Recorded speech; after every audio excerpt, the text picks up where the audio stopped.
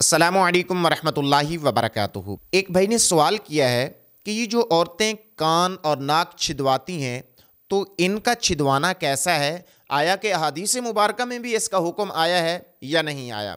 तो मैं आपको ये बयान कर दूं जनाब वाला, ऐसी बात जो कि अहादीस मुबारका में ज़िक्र की गई हो, आका अलैहिस्सलातु वस्सलाम के सामने कोई ऐसा वाक़या रूनमा हुआ हो लेकिन आका अलैहिस्सलातु वस्सलाम ने उससे मना ना फरमाया हो, तो वो हमारे लिए जायज़ होता है, वो सही होता है। ये जो आजकल मुसलमान लड़कियां कान छिदवाती हैं, नाक छिदवाती हैं, तो इसके बारे में हम आपको इस वीडियो के अंदर मुकम्मल तौर पर रहनुमाई करेंगे। अगर आप हमारे इस यूट्यूब चैनल पे नए हैं तो इस चैनल को लाजमी तौर पे सब्सक्राइब कीजिए, और अगर आपको ये वीडियो अच्छी लगी तो इस वीडियो को लाजमी तौर पे लाइक कीजिएगा। तो चलते हैं अपने टॉपिक की तरफ कि कान और नाक का छिदवाना औरतों के लिए कैसा है। पहली बात यह है कि कान और नाक का छिदवाना ये आका अलैहिस्सलातु वस्सलाम की एक हदीस मुबारक से हमें मालूम होता है। हुज़ूर अलैहिस्सलातु वस्सलाम की हदीस मुबारक है, किताब सहीहुल बुखारी के अंदर इसको बयान किया गया है। हदीस नंबर आप नोट फरमा लें, 98 यानी 98 हदीस नंबर है। उसके बारे में यह बयान किया गया है कि बेशक नबी अकरम सल्लल्लाहु ताला अलैहि वसल्लम बाहर निकले और आका अलैहिस्सलातु वस्सलाम के साथ हज़रत बिलाल रज़ियल्लाहु ताला अन्हु भी मौजूद थे। आपने गुमान किया कि बिलाल को पता नहीं है, बस आपने ख़वातीन को नसीहत की और उनको सदका करने का हुक्म दिया। आका अलैहिस्सलातु वस्सलाम ने ख़वातीन से गुफ्तगू फरमाई और उनको सदका करने का हुक्म दिया।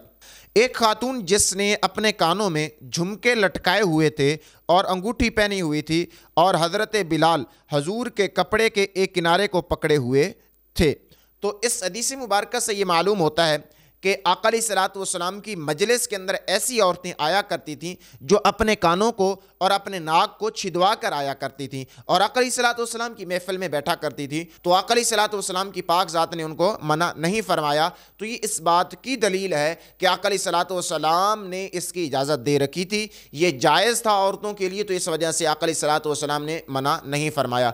तो बाकी जो उलमाए कराम हैं, उलमाए अहनाफ हैं, उन्होंने भी इसके बारे में बयान मुकम्मल तौर पे किया है। मैं आपको उनके बारे में भी बयान करता हूँ, आप इसको लाजमी तौर पे सिमात फरमाएं।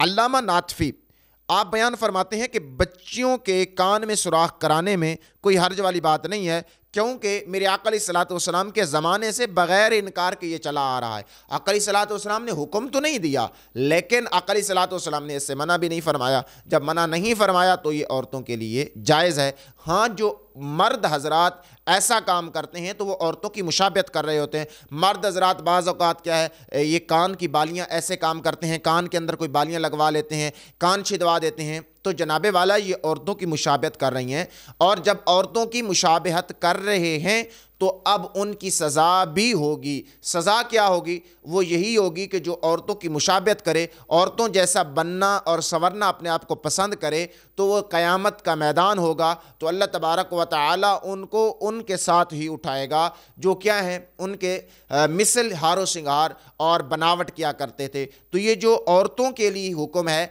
वो सिर्फ उनकी हद तक महदूद है, मर्दों के लिए अपने कान को छिदवाना ये जायज़ नहीं है। और चलते हैं आगे कि दूसरे फ़क़ीह जो हैं वो इस बारे में क्या बयान फरमाते हैं।